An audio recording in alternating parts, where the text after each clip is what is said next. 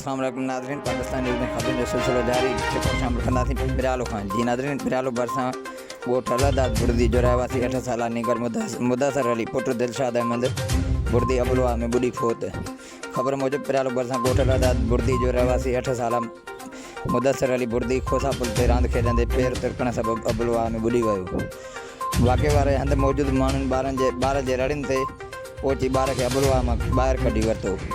उन मौक़े ते ॿार खे पिरालो अस्पताल मुंतक़िल कयो वियो, जॾहिं त ॿारु अस्पताल पहुचण ताईं ज़ख़्मनि जा सूर नसंदे फोत थी वियो। लाश घर पहुचण ते कोराम मची वियो।